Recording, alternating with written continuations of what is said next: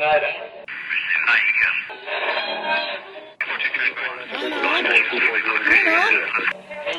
is that you? There, I think I got it.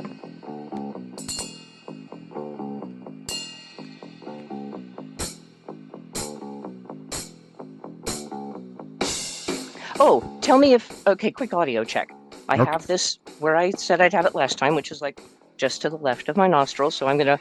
Are you hearing a lot of breathing? Did I just deafen you with a snort? This is quality podcasting right here. Oh my god. Is that okay? Does the audio sound... I mean, does my voice sound okay and I'm not breathing in your ear too much? Well, for the last 30 seconds, it sounded pretty good. Okay. And then I've got a fan on in here so I don't melt, but are you hearing any background noise? Not yet. Okay, good. Then I think we're good to go. So I was trying to think of a start for this particular podcast, but you did it for me. Snorting? Snorting and checking your fan and checking your microphone. We're a minute into the podcast. Woohoo! And people all over the world are turning it off. Oh no, stay around. We're gonna have fun. So that voice you hear, it belongs to none other than a lady named Linda Eskin. Eskin. Eskin? Yeah. Is there no R? No R. Oh, why do I keep putting an R there, I wonder? You know, a lot of people do. They're familiar with the name Erskine Caldwell. And, you know. Yeah. Who's Erskine Caldwell? An author. Oh, really? Yeah. I read a book once. But yeah. I was actually talking to somebody the other day about their 16-year-old son or 14-year-old son or something.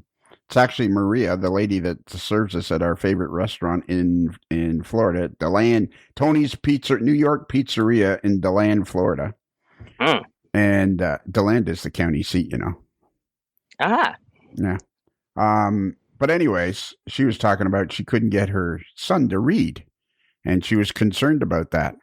And I don't know how I remembered, because I thought to myself, did I read when I was a kid? And I'm thinking, and as the conversation's going on, and suddenly I remember reading these comic books. They weren't really comic; they were kind of like Mad Magazine, but they were all about. They were called cartoons, CAR-tunes, and it was all stories about guys driving cars and racing cars, but it was done in comic book form, Mad Magazine form. Mm-hmm. And I said, George, that's what I read. I read those by the hour. I couldn't get enough of it. And so I don't know who Erskine Caldwell is. Fair enough. I haven't read anything of his either. But I do hear about him a lot because of my name. Oh, okay. There you go. Yeah. And your name isn't Erskine. Your name is Eskin. Correct. Yeah. All right. You could probably move your microphone away from your face 1/4 of an inch. Okay, there. Let's try that. That's good. I like that. Cool. So the lady the voice you hear, we need a snappy opening for the podcast. After 10 years, there still isn't a snappy opening. It's mostly check, check, check, or conversation or whatever. And what we need is some sort of snappy opening, like, hello, Mr. and Mrs. America and all the ships at sea. Yeah. Or hello, Mr. and Mrs. South Africa and all the ships at sea. Something like that. Yeah. Yeah. So when your spare time, see what you can come up with. Fair enough. I will. What else was I going to talk about? I was going to say something about that too. I can't remember. Something else that it was of no interest to anybody. So, Linda, you're a fairly regular poster to on the Fans of the Modeler's Life Facebook page. Yeah. And your name first popped up, I guess, maybe like 1.5 years ago. Oh, not even. The model railroading was first a twinkle in my eye in May and June of 2024. Okay, so basically less than 1 year ago. Yeah. And so how did it become a twinkle in your eye? I everybody kind of likes trains generally, so that's cool.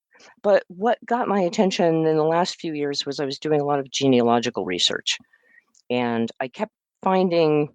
I don't want to just find out like, okay, this was my grandmother, and then her parents were this, and you can kind of go back through the people and the names and find the records. But I wanted to know, like, wait a minute, how did my grandparents meet? Like, what were they doing in Nashville?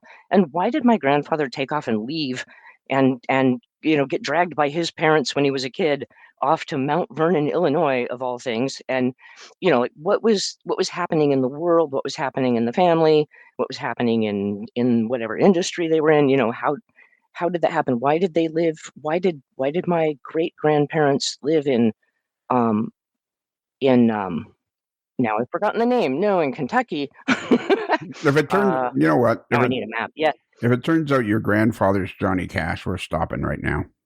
it's totally not Johnny Cash. Okay. No, All right. cool guy though he is. Yeah, though he is. Paducah. That's the word I couldn't think of. The Duke?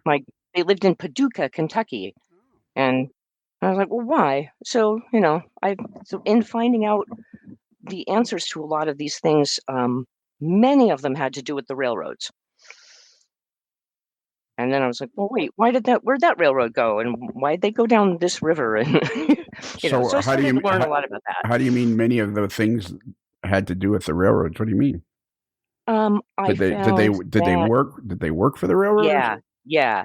They worked, well, on my mother's side, they worked on the railroad, like, on both sides, they worked on the railroads. On my mother's side, mostly Illinois Central. And then on my father's side, one worked on the East Tennessee and Western North Carolina, which is now the Tweetsie of theme park fame, but used to be a little railroad in the mountains of East Tennessee and Western North Carolina.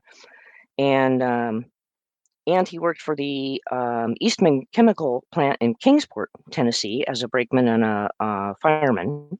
This was your father? So this was my father's uncle. Okay. And then he had a lot of people in his family. A lot of the guys in his family were worked for the Moss Tie Company that dealt with railroad ties. And this was when there was huge expansion in the railroads. This was, the software boom of their time. Everybody worked in this growing industry of railroads. And the only information I'd had on him when I started all of this was that he worked for the Moss Tire Company. And I looked and looked for that, never did find anything on it. I don't know, maybe they were in some automotive thing, They did end up in Detroit, so maybe. And eventually I discovered, I don't know how I figured it out, but the obituary that announced, Moss Tire Company employee passes away, was a typo. It was the Moss Tie Company. Yeah, and so I started looking around about that. And this was in Detroit? That was in, I believe, in Paducah, Kentucky. And Condit, Illinois, which is just across the river, then later down the river. Sorry, go ahead. So when were they in Detroit? The family moved to Detroit when my grandfather was just a young man. Okay, so if it turns out your grandfather is Smokey Robinson, I'm stopping. No, there's very little music in my family. Yeah, a bunch of Southern Baptists who don't dance and don't drink coffee. But that grandfather used to sneak over to our house on his walks and stop by and ask my mom to make him a cup of coffee because grandma wouldn't let it in the house. Okay. So, and you live in California, right? I do. I'm from the San Diego. I'm from the city of San Diego, and I currently live in San Diego County. I've lived here all my life. What's the county? What's the county seat in your county? City of San Diego. Oh, okay. And so if you live in California, do you know Brian Wilson? I don't know Brian Wilson. Okay, because I figured Canada. I figured California's like Canada. People say I live in California. You go, oh, do you know Mike Love of the Beach Boys? That's like there you tell is a kind of ongoing joke that San Diego has a very small town feel, even though we have millions of people. And it does seem to be that way, that people tend to know each other. That's the So do great. you mean Brian Wilson, the musician? Yeah. I do Um, know someone who worked for him. really? Mhm. Well, now we're Yeah. getting somewhere. But I See can't tell you the story. why? Probably there's some HIPAA things involved with it. HIPAA. What's Yeah, HIPAA? the Privacy Act for healthcare. Oh, okay. Yeah. Are you a doctor? Nope, nope. You do understand you have to answer every question that's asked. Sure, go for it. Um, that's the The thing. accuracy's not a problem, though, right? No, accuracy is not. Transparency is number one. Okay. Accuracy is not a problem. I'm, Although, I'll, although I'm beginning to think transparency might have to go away because it appears like whenever I open my mouth, bad things can happen. no. Also, 10 years of good things, so, uh, um, balance. what was I going to say now? Oh yeah, that's the thing about being Canadian is you'll tell people if you're in Florida, you'll say, "Oh yeah, I live just north of Toronto." Oh, do you know a guy named Bob? I have a friend named Bob that lives in Toronto. Yeah. Yeah, sure, no problem. Yeah.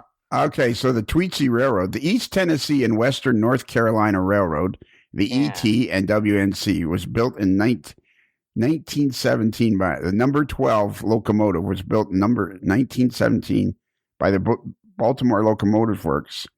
Is a 3-foot gauge 460 and is the only locomotive left, the only remnants of the original East Tennessee and Western North Carolina Railroad. Yep. And now it lives in Blowing Rock, North Carolina, in the Tweetsie Yep. Railroad. Yeah. And And it's still okay, by the way. It was on high ground during the flooding. oh, was it? Oh, okay, that's Yeah, I good. think the parking lots got flooded, but the railroad part was on higher ground. I'm not sure if the track's all okay. I don't know if they're running it, but the as I understand it, the equipment was on high ground. Okay, well, that'll be your job between now and next podcast is to find out if the trackage is okay on the Tweetsie Railroad. Okay. And you're going to be screwed if we do the next podcast right after this one. Then you're really going to be in Yeah. a mess. Oh gosh, I'll have to read fast. But we wouldn't do that because it might be the next day or something. So okay, we're still not understanding, other than the fact that you were doing this genealogy thing and checking through your relatives past. Now I was talking to David Lund there not that long ago, and we were talking about second cousins. Mm-hmm. And everybody has second cousins that they don't really know. It seems like nobody really knows their second cousins. And Yeah. And the only time you hear from your second cousins is when they need bail money. Yeah. Wow. Grover Robbins, an entrepreneur from Blowing Rock, North Carolina, heard about the locomotive's availability and purchased Audrey's option for $1. So it was owned. Robbins then paid $17,000 to purchase number 17. And then he shipped it to after restoration at the Southern Railway shops in Hickory, North Carolina. I didn't know Southern Railway shops had Southern Railway had shops in Hickory, North Carolina. Because Hickory's not very big. It's got a teeny tiny little town. And you know what it's famous for? Hickory nuts? No, it's a good guess though. I have no idea. Clearly not railroad shops. Yeah, it's famous in my world. It's famous for the Hickory Motor Speedway. Ah, okay. Because it was one of the original racetracks that NASCAR raced on. And I actually took my son there on a road trip. I said, if you're going to know anything about me, you got to come with me to the Hickory Motor Speedway. So we did that one day in Hickory, North Carolina. So, okay. Besides genealogy, so you're investigating all your relatives. And why did you start investigating and doing this genealogy thing? My mom was really interested in it when I was a kid. Actually, both my parents. And it was part of some family trips that we would go, like, to the county courthouse when we visited somewhere. And, back in the day when you had to physically go look up records on paper or microfiche, if you were lucky. So there's a little background general interest. And then I think it was during the pandemic that I was like, well, let's play with this. And if you want to go down a deep rabbit hole, go on to Ancestry or one of those tools and start a family tree and start looking. And you can dig as deep as you want in any direction. And so I did. And now I know way more about my family history than I did before. I thought you were going to say, now I know way more than I'd prefer to know. I found some interesting people. My grandma used to say, my mom's mom would say, like, "Oh, you don't want to dig into that. You'll just find a bunch of crooks." And like, yeah, grandma, whatever. I thought, well, what hidden thing does she not want us to know? Because she wouldn't say. And it turns out, I think she said cattle rustlers, and it turns out like one of her uncles actually was a cattle rustler, and kind of a character. The news reports on him are hilarious. Like the whole town would show up to a trial for him because he was such a crackpot. And it's interesting that your parents would be that interested in genealogy back when it wasn't necessarily accessible. Yeah, there were a lot of people that were. I mean, it's been an interest of many people for many decades, but yeah, it was really hard to do research. You might have the family Bible, you might have some marriage records, a marriage license, or some property records in a little courthouse somewhere if it hadn't burned down at some point. So, you do run into those dead ends, like, oh, everything in this area for that census is gone. Like, oh, oh well, now we have a 20-year space with no information. But yeah, that was kind of how I got into learning about the railroads, aside from like, oh, look, a cool train.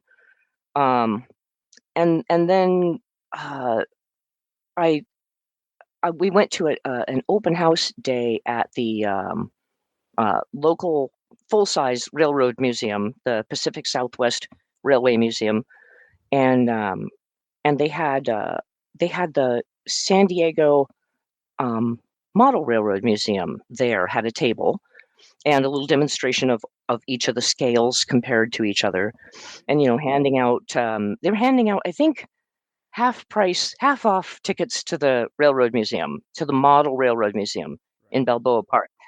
And I was looking, they had like Z scale. And I've always kind of thought, I don't have a basement. I don't have an attic. I don't have a spare room. I don't I don't have space for a model railroad. That's not going to happen in my house.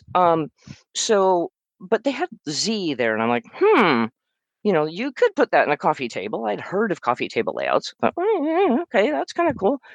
So one day we were looking for something to do, and we thought, oh yeah, those half off things. Let's go to we figured we'll stop by the Model Railroad Museum and look at the nice model railroad for a few minutes, and then we'll go for a walk in Balboa Park. And we spent 4 hours there and looked at every single little thing, and it was just amazing. And of course, the maybe more on this another time, but the things they have there are huge. They're huge, amazing layouts that people have been working on for years and years and years. And which, as a newbie, kind of the impression you get when you see that is like, oh, that's nice, but I could never do that. Right? There's the same. Overwhelming. Yeah, it's like, well, clearly that's not for me. But I did know enough about. I started poking around online and looking at videos, and of course, once you click on 2 videos, you're going to see 200 more on anything. So I started getting videos on model railroads and started seeing some of the small stuff that people were doing, the micro layouts. Um, one hero of mine online is the Steve's Trains channel. Steve on YouTube, Steve's Trains. He does a lot of small layouts.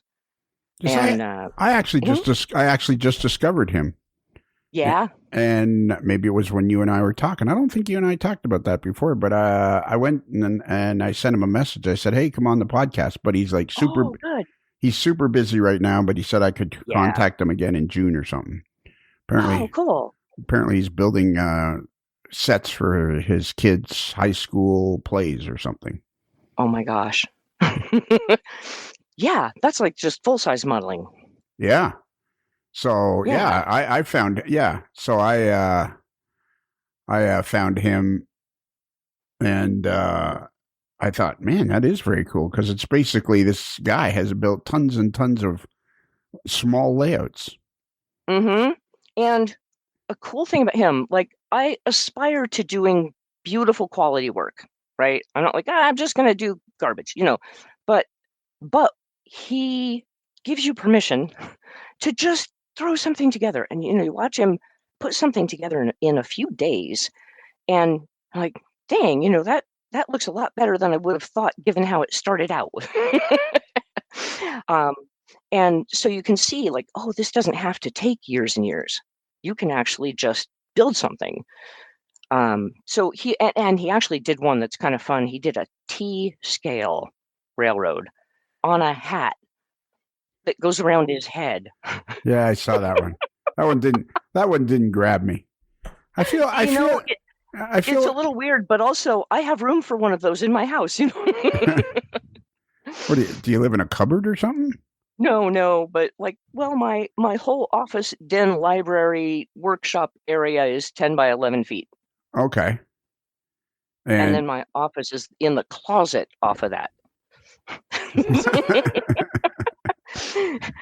So it's not like I don't really have a space where I don't have like people say like, oh, I just have a small 4 by 8 foot layout. There's no 4 by 8 foot space in my house where I can put a piece of plywood. Like, well, what you should do is become a movie star and make lots of money, and then you can buy a bigger house, and boom, problem solved. there you go. Or just add a second floor. That would be fun. Oh yeah, there you go. Or a basement. Yeah. Nah, we live on our neighborhood is called Granite Hills for a reason. There's no digging. Well, there's a lot of topsoil, but there's big rocks. there's there's no digging. Yeah, you cannot dig not here. very far. You cannot dig here. We have no digging. Yeah, you can dig far enough to plant a garden. We live on old agricultural land in a retired avocado grove, and yeah, it's pretty cool. Instead of bulldozing the grove, they just built all the houses in amongst the trees when they subdivided it. Glen Hills. Granite Hills. Granite Hills. Oh, I put Glen. Yeah. I put Glen Hills. Why did I? You talk fast. You're saying a lot of stuff, and I'm like I'm not keeping up. Sorry. That's okay. That's good because then it's Oh my like God. interesting, and I'm not keeping up because well, I'm not the smartest guy. And wow, you guys are like right on the edge of San Diego. Yeah, yeah. And but you're not that far from four wheel parts at El Cajon off road 4 wheel parts and stuff. That sounds about right for this area. Yeah. Yeah, we live in a really cool area. It's semi-rural. We have a very large Mexican population and a very large Iraqi population.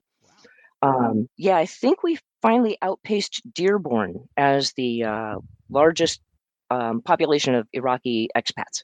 And where is Dearborn? In Michigan. Oh, yeah, back to That that. used to be the biggest. I think it's us now. But we have all the good restaurants and taco trucks. And you're right on Interstate 8. Just south of it. Yeah. Yeah, just south of Yeah. Interstate 8. And then Yeah. you're kind of on the very west end of San Diego area. East. Or I mean east end, yeah. Yeah. Everything's west for me. The Yeah. east end of San Diego area. Yeah. In about 40 minutes we can be at the beach, and in about 40 minutes we can be in the mountains, and another 20 minutes and we're in the desert. So when you visited this Balboa Park and the Yeah. layout there, which is very famous, I've never had the chance to go there, but I mean they have operating sessions for some guys that sometimes people will go out and they'll have these giant operating sessions, and it did. Mm-hmm. I've never been. Is the quality of the modeling, is it high end? Yeah. It's really nice. It's pretty amazing. The famous one everybody knows about is the La Mesa Club's layout. But the museum as a whole houses several clubs and several layouts, and they're all amazing. So there's a huge in-scale layout. There's an enormous HO, I think, that's all of the San Diego area. So it's like San Diego area history illustrated through a model railroad. And there's a O scale that is sort of on the toy train. It's got like the carnival rides and that sort of thing. It's a little bit fanciful, but it's quite large, big cities and little rural areas. And then that La Mesa Club, of course, is just crazy. And mostly what you see of it is, I mean, what you'd notice first as a civilian, Yeah. is the rolling hills. And I've been over to Tehachapi Pass a lot. Anytime I go on a road trip to Northern California, I avoid Los Angeles by going over Cajon Pass and Tehachapi Pass and going up the Central Valley. So I go east around Los Angeles. Well, who doesn't? Who doesn't? Yeah, I know. Nothing against Los Angeles, but the traffic can be sketchy. Like, I mean, seriously, I mean, who doesn't? I don't know how many people I've talked to that say, well, I always go to the Tehachapi Pass and around that way. It's just a beautiful, beautiful drive over both of those passes. I'm just making that up, of course. Well, it is really cool, and it is a cool place for watching railroads, watching trains. So let me get this straight. So when you go north out of Granite Hill, which is why you can't build a basement because you live on a granite hill. So because people all over the world have heard of Tehachapi Pass and Cajon Pass. And one of our semi-regular guys, Mike Hauk, the ex-Navy doctor who lives in just outside of Erie, Pennsylvania, and we always apologize to him for that.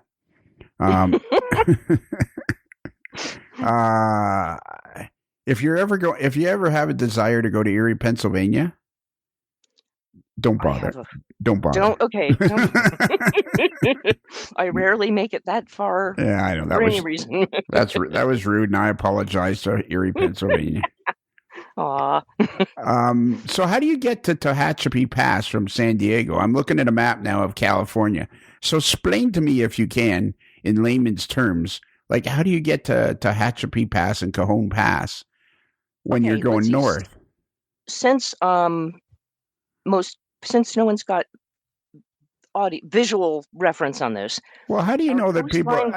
Now, hang on. How do you know that when somebody's listening to this and we're talking about California, they're going, you know what? I'm just going to open up maps on Google Maps. They might. And they're following along. You're making a lot of us... open the Maps app. Well, yeah, but they might be just sitting at their desk. You're making a lot of assumptions. Okay, fair enough. For those who don't have the good fortune to be in front of a map at the moment, the coastline goes north at an angle. So it goes off to the west from us. It goes north and west. If you go directly north from us, you basically go up Interstate 15. Right. Toward Riverside and San Bernardino and Big Bear Lake, if anyone's heard of that. Right. And toward the Mojave Desert. And I'm following you so far. I see San Bernardino and Riverside. So did you ever go to the coast, you'd end up in Los Angeles. If you go straight north, you bypass it. Right. And there's, like you go up 15 and then you get to 215 and you follow 15. And then that's Cajon Pass right there. Where? At 215 and 15? 215, where it goes over those mountains by the Angeles National Forest and Big Bear Lake. Well, don't talk in between those. Don't talk too fast because we want to we want people to figure it out where it is. So I see the map. I see the map where 250. See, you're learning me while we're talking, because I've never fully understood where Cajon Pass was. So I see the intersection of Interstate 15 and Interstate 215. Yep. So from there, where would it be? Let's see. She's thinking. Well, they intersect in two places. So you're talking about the south end. They intersect in a few places. Okay. So if you go, is it on the north side of San Bernardino?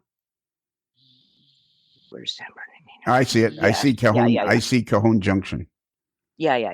Okay. So it's north. So it's north out of Riverside and Fontana and San Bernardino. Yeah. Okay, so I see Cajon Junction. And is that basically where Cajon Pass is? Yep. That's I don't think that's the highest point, but that's definitely the pass is just south of there. Right. And I see the railway tracks. Yep. And it looks like you get off there at Cajon Boulevard. And then I see some more railway tracks. And then there's an intersection of Interstate 15 and State Road 138, which is called Rim of the World Scenic Byway. Okay. Yeah, that's what it's called. That works. Yeah. And so have you ever stopped at Cajon Pass to watch trains? I have not. No, there's like a gas station at the top that I stopped at a few times. I haven't typically stopped. Or you know what your job there now? just You know to what hang out. you know what your job now is, don't you? I got to stop there and watch trains. You got to go rail. You got to go rail fanning at Cajon Pass. That's All like right. it's like one of the most famous places in the world for rail fans and model railroaders. Yeah. Is Yeah. Cajon Pass in California, and it seems like you like. How long does it take you to drive to north of San Bernardino? Oh, 3 hours. 3 hours. I think. What a great day that would be for you. You get up.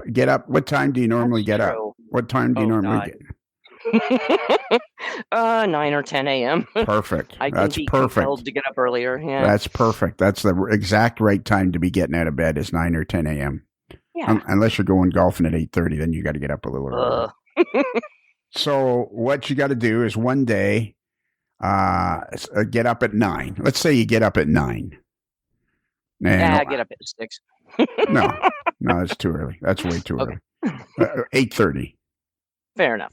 And then you allow yourself like a half an hour to make some breakfast, and then you jump in the old family chariot and head up Interstate 15. And by noon, right around noon, you'll arrive at Cajon Pass. Yep. And then there is one place I've stopped there and done some rail fanning. It's near there.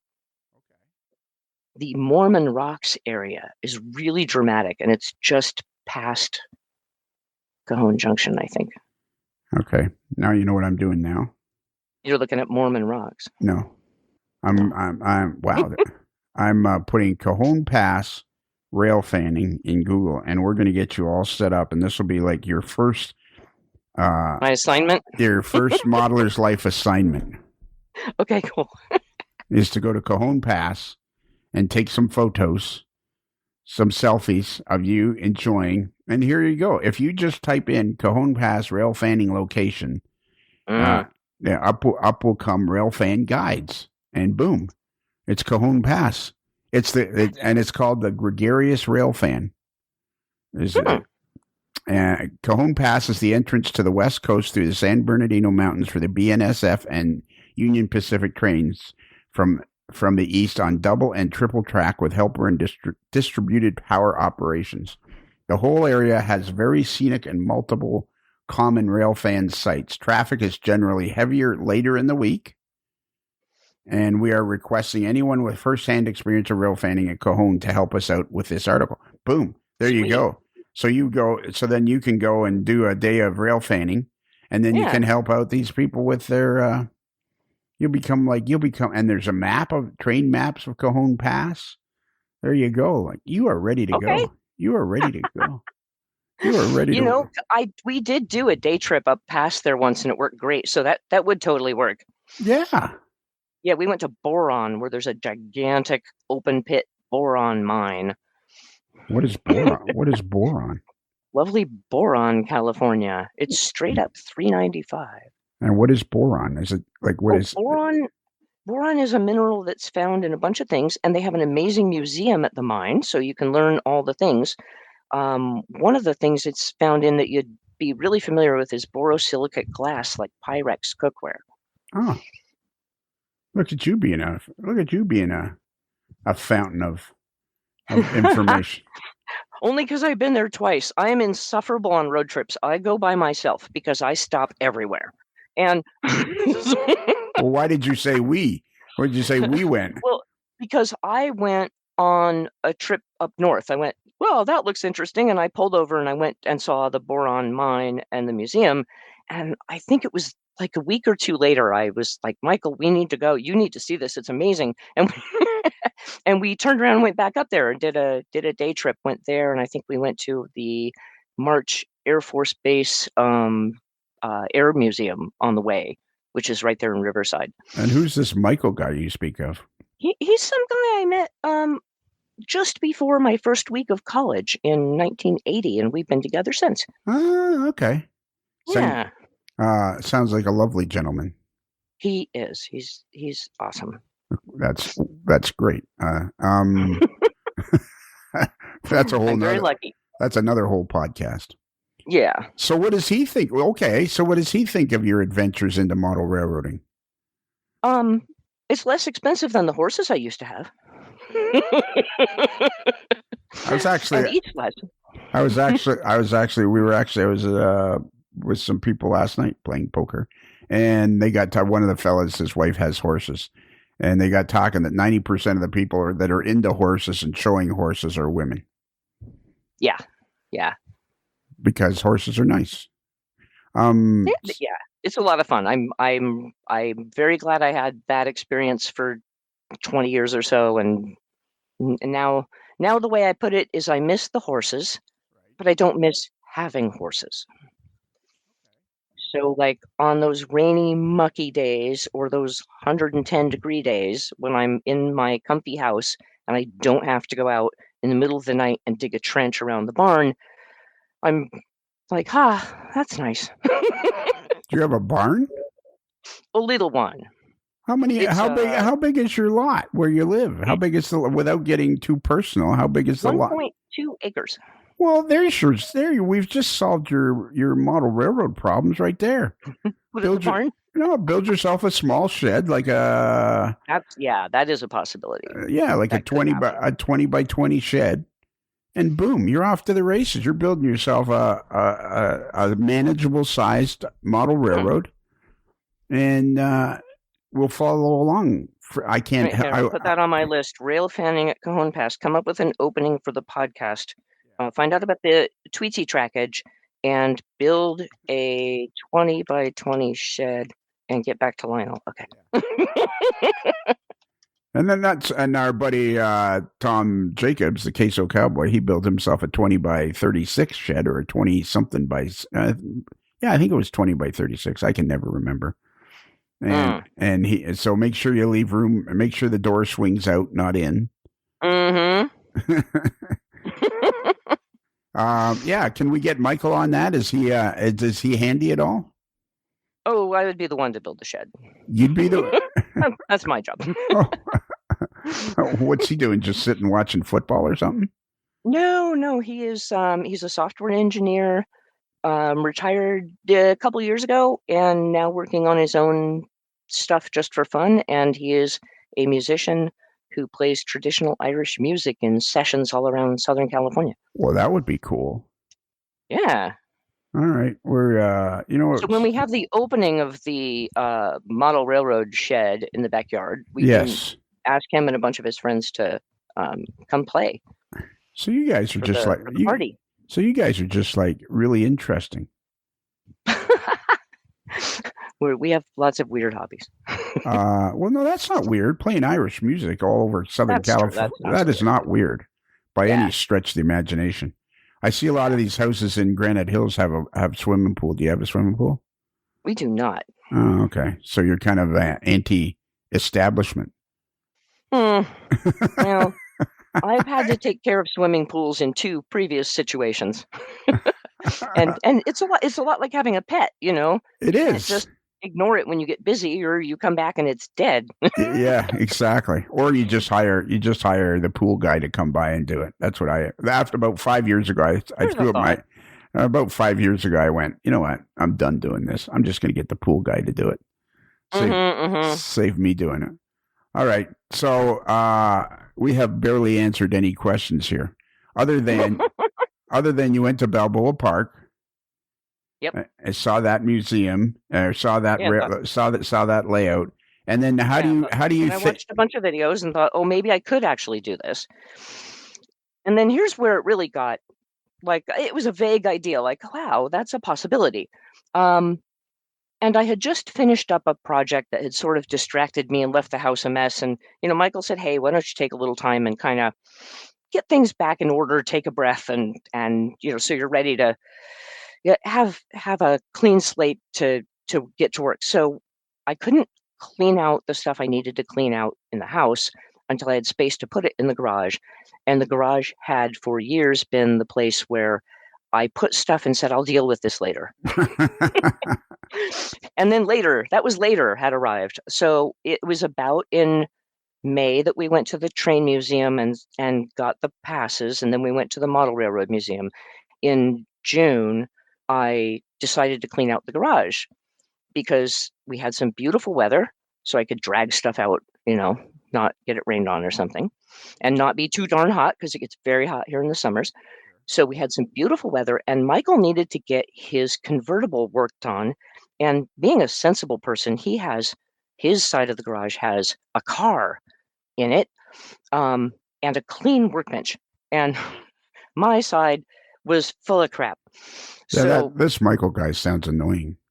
I think we balance each other out pretty well. But one of the secrets to a happy marriage is having separate offices, because we would kill each other if we had to share. Oh, so he's one of those neat guys.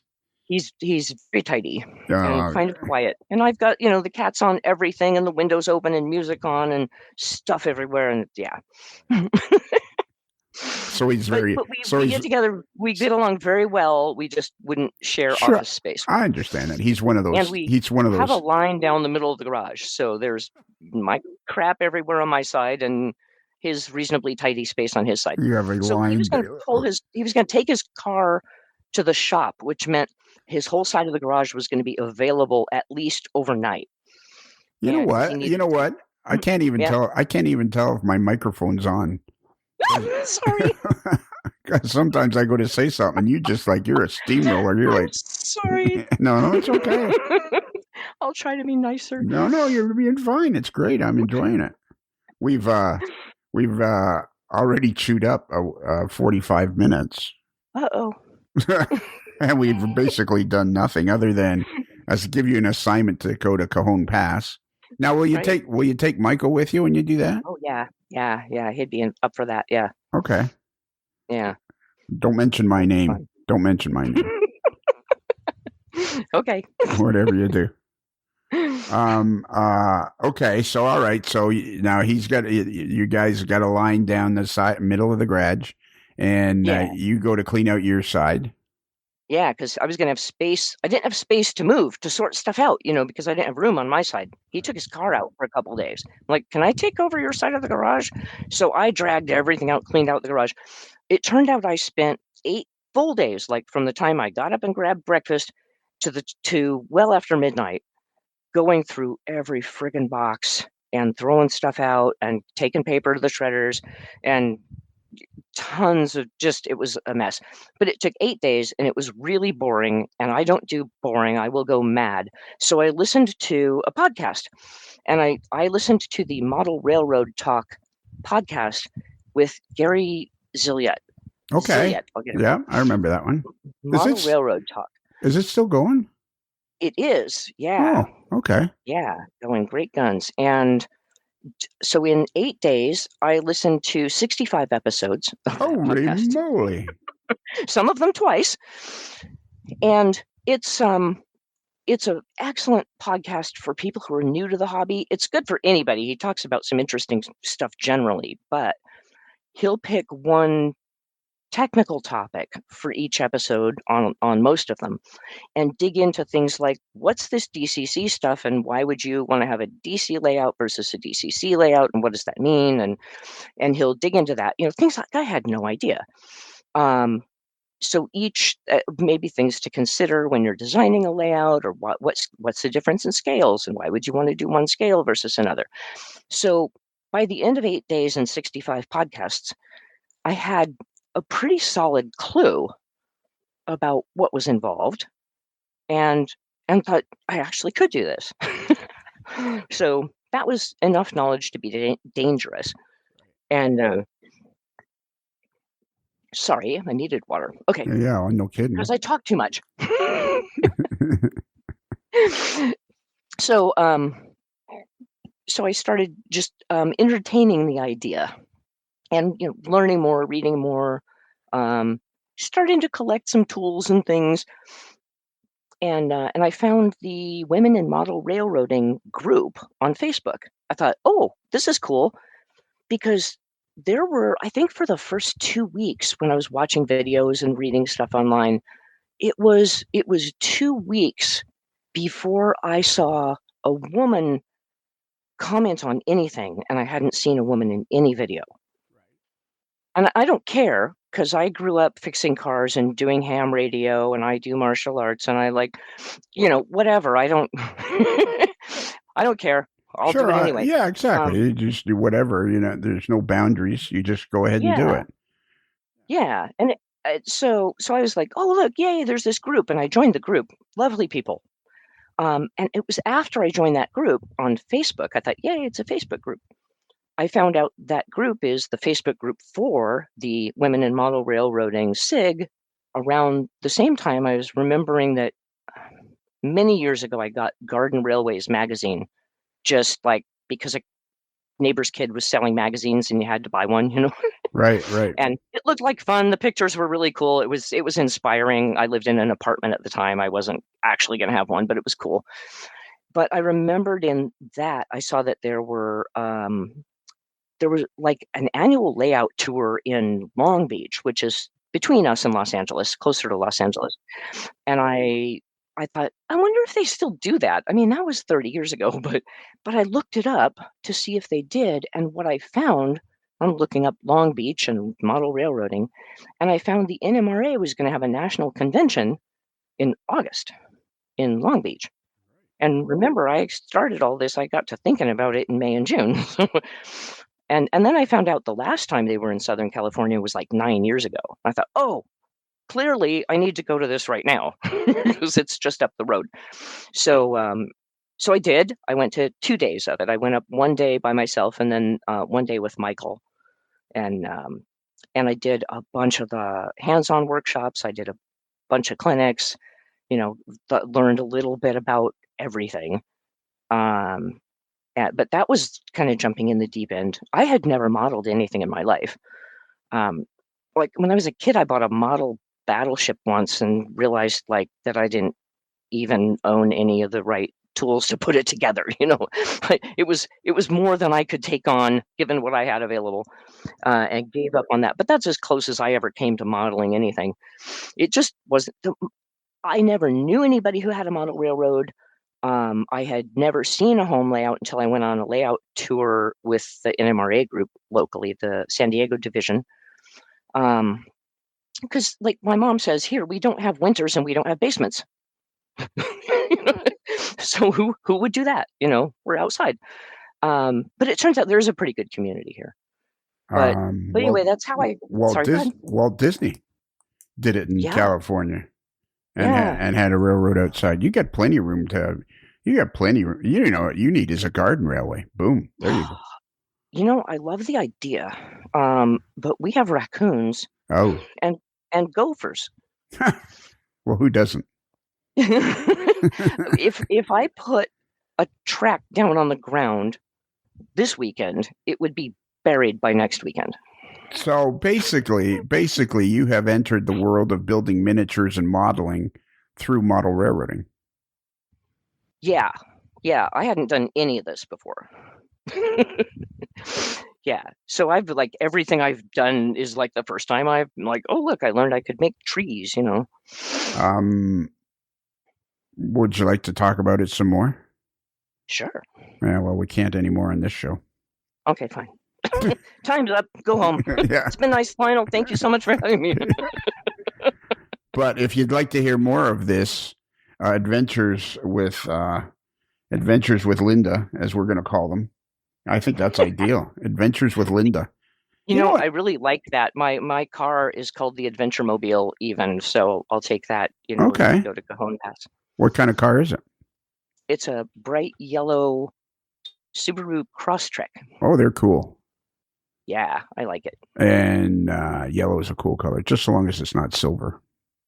I know. I had Yeah. a silver car once. I Oh loved my, the car. I didn't like the color. exactly. It was uninspiring. I have mine is gray.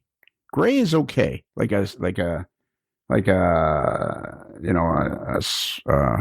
you call it? Where it's got gloss coat gray. That's okay, but not silver. Yeah. Silver is like, what are you doing? I was okay. Adventures with Linda. Oh dear. Part one of Adventures with Linda. That's what this is. So now you know what we're going to do. We're going to stop this show, and we're going to do part two, which will be out tomorrow on the Patreon channel. Cool. So if you want to really get to know Linda and continue on with the adventures of Linda, you're going to have to tune in tomorrow on the Patreon channel. Hey, can I say something about that? I'd really rather you didn't. Okay, fine. I'm kidding, of course. Go ahead and say something. The group in the Wednesday chat, which I have been participating in, it goes for 10 hours. It's a 10-hour open Zoom hangout. But that's a group that's accessible to Patreon subscribers, supporters, and they have been just amazing. They are the nicest people and have been so helpful to me in all of this. And, we hang out and talk about anything and nothing and railroading and God knows what. And I'm usually in the garage working on stuff. And every now and then I'll hold something up and go, what is this? How do I use it? What's and they've been like, just hanging out with a bunch of older siblings or something who like can answer all my questions. And they're the coolest people. So if you're not currently a Patreon subscriber, the Tuesday podcasts and the group, the Wednesday chat group are like huge resources. Yes, the Wednesday chat group is lots of fun, and yeah, but it's their fault that we have to stop now because they decided that they'd like shorter podcasts. Well, I think we gave you permission to do shorter podcasts. Oh, is that what it was? To do longer podcasts, you may. No, I've had quite a bit of. I've had a lot of positive comments about them being shorter, and then actually, I think I like them shorter like this too. Yeah, okay. Although I like to talk to people, but then okay, well, we'll just talk on another show. So you've done all our Patreon advertising for this show. Now it's $5 a month.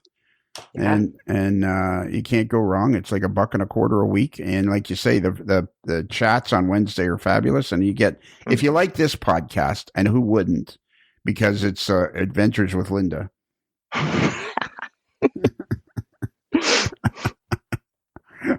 You're a piece of work. You know that? Oh dear.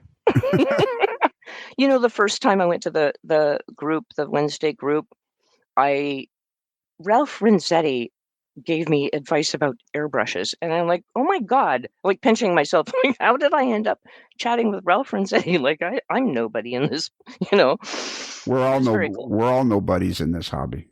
Yeah, that's one of the things where the hobby would be a lot better off with it if we were all just a bunch of nobodies, and somebodies at the same time, because everybody is somebody. Yeah, everybody loves somebody. Hey, that would be a great song. Everybody. Everybody is somebody. Do that as a song. Yeah, there you go. So you've described Patreon in great detail. We may make you the official Patreon describer of the AML network. Oh dear. If you want to play the T-shirt game, it's only $10 a month. Yeah, and that's right. Well, and yeah, that's right. If you go to the T-shirt level, then you get to enter into the game show that is sweeping the globe. And it's called Hey Dude, Where's My Shirt? Because if you go to the Patreon, if they go to the $10 level, every year you get a Modeler's Life t-shirt that's only available to Patreon members. But the trick with that is the guy that's in charge of sending them out, he's useless. So sometimes he gets behind. He's kind of like, we have this one lady on our podcast named Linda, and she's kind of like, she's all over the place. He's like that. Yeah. There's a good topic for another episode. Yeah. Exactly. And also there's a lot of that in model railroading. Yeah, there's a lot of that in model railroading, which is kind of the charm. Yeah. Of the whole deal. It's part of the charm is the hope that you have when you buy a kit that you're going to put this together. Mm-hmm. and it's just part of the charm. So okay, now if you want to send us an email, and we love to get emails, we've fallen by the time you listen to this particular show, we've fallen a little bit behind on our emails, but we'll catch up again. Well, we probably never will catch up, but we will soldier on with our emails. And if you'd like to send us an email, you go to you just send it to modelerslife@gmail.com. That's modelers with one L like Linda, not two L's like Granite Hills. Ooh, good one. Nice one, eh? Yeah. I'm not just a pretty face. So let's see. We've talked about Patreon. We've talked about sending out an email. Right now, the merchandise store is being moved, so we'll update that as we go along. We're moving that from one spot to another, and I think we've covered everything. And Cool. And because this is your first time on the show, this will be an episode, not just a show. This will be like episode 256 or 257 or something like that. Ooh. Yeah. So everybody send in your cards and letters about Linda's first time on the podcast. Praise or criticism. Praise or criticism. And don't forget to mention Michael, because that'll be important. Is he Michael or Mike? Michael. Yeah, it sounds like a Michael to me. Yeah. Yeah. So now what we need you to do is at the appropriate moment, we need you to say happy rails to you. Now the key to this is there's no singing, there's no dancing, there's no interpretation of any kind, really. It's just we need you to say with enthusiasm, have it said with enthusiasm, happy rails to you. Got it. Okay. As we close the barn doors on another episode of A Modeler's Life, and the sun slowly sets over the back 40, I guess there's nothing else left to do except for you to say, happy rails to you.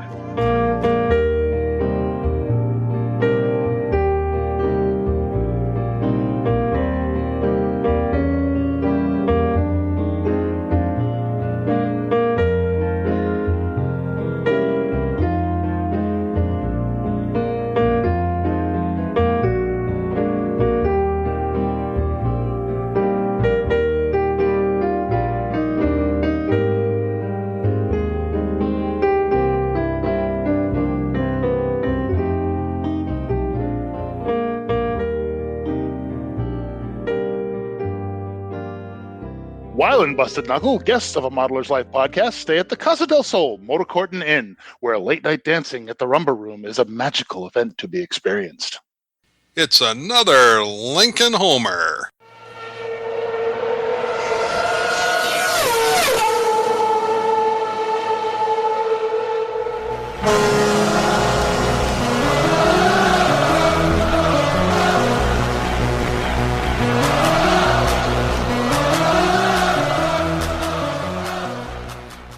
I guess as the sun slowly sets over the Pacific Ocean.